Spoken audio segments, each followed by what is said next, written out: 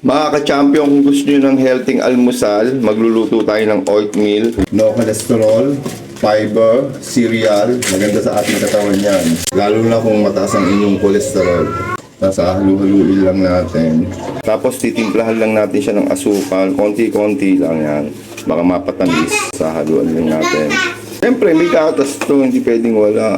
Ayan, kumulo na siya. Luto na yung ating oatmeal. Pwede na nating patayin yung ating apoy. Tulad ng sinabi ni Pipo, request niya, lalagyan natin siya ng gatas. Tapos ang gamit natin dito, Alaska Evap Classic. Siyempre, masarap, maraming gatas.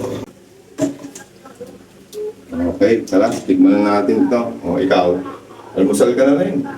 Sarap to, healthy. O, eto na mga ka-champion, yung ating oatmeal. Medyo mainit-init pa.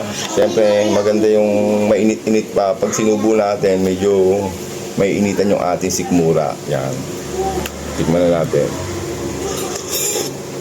Sakto lang pati yung tamis niya. Tapos, depende na sa inyo kung gusto nyo ng mas matamis. Dagdagan nyo na lang ng asukal. Pero ako, okay na sa akin itong ganitong lasa.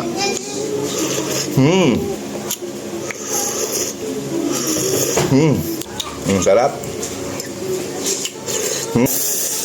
Okay mga ka-champion, basta ganito lang lagi yung iaalmusal nyo para maging healthy yung ating kalusugan, para hindi tumataas yung ating kolesterol. Kasi pag tumaas yung kolesterol natin, alam nyo na mangyayari, pwedeng ma-stroke ka, pwedeng ma-high blood ka. Okay, champion.